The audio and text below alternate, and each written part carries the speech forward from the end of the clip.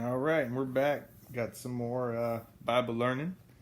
We're going to be in the 17th chapter. We learned about Hagar and Ishmael.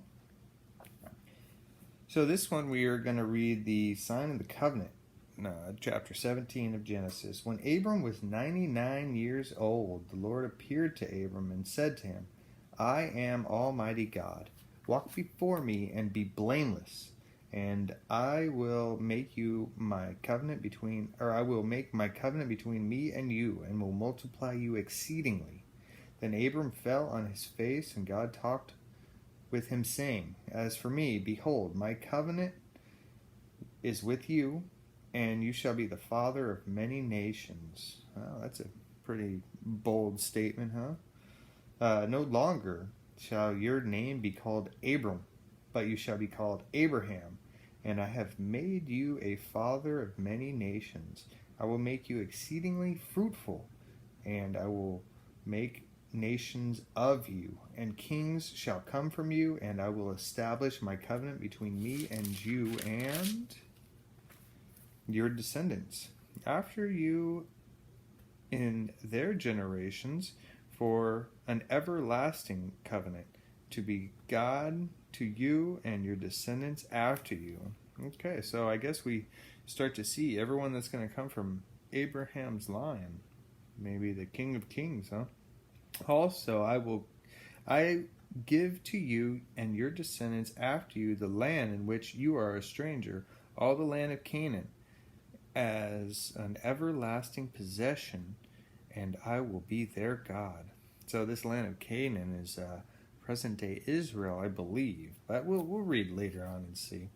And God said to Abram, As for you, you shall keep my covenant, you and your descendants after you throughout their generations. This is my covenant which you shall keep between me and you and your descendants after you. Every male child shall be circumcised, and you shall be circumcised in the flesh of your foreskins, and it'll be a sign of the covenant between me and you. Wow, he's already 99 years old and he has to deal with the circumcision? Oh, poor guy. He who is 8 days old among you shall be circumcised. Every male child in your generations, he who is born in your house or bought with money from any foreigner who is not your descendant. Okay, so he's just going to cut up everybody. But it's a sign of the covenant, you know.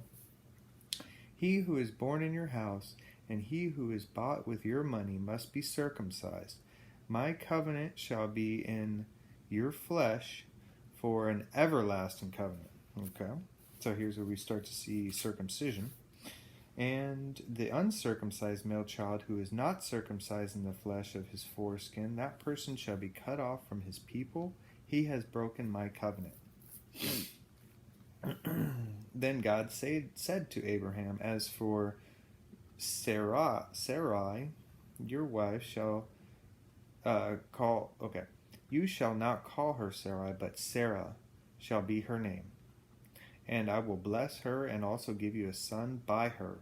Then I will bless her, and she shall be a mother of nations. King of the people shall be from her. Okay, now he already has a son from Hagar, so we'll have to see what happens here. Then Abraham fell on his face and laughed and said in his heart, Shall a child be born to a man who is 100 years old? And shall Sarah, who is 99 years old, bear a child? So he kind of doubted God, which is a big no-no. And Abraham said to God, Oh, that Ishmael might live before you. Then God said, No, Sarah your wife shall bear you a son, and you shall call his name Isaac. I will establish my covenant with him for an everlasting covenant, and with his descendants after him. As for Ishmael, I have heard you. Behold, I have blessed him.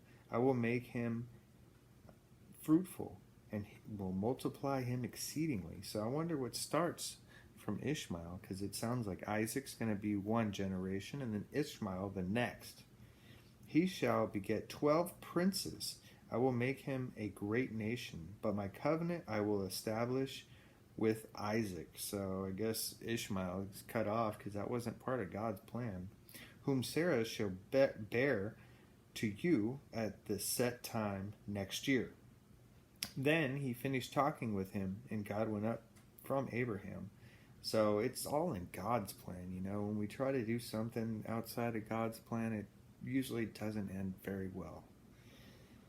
I don't know if it ever ends very well, but so Abraham took Ishmael his son, all who were born in his house, and all who were bought with money, every male among the men of Abraham's house, and circumcised the flesh of their foreskins that very same day.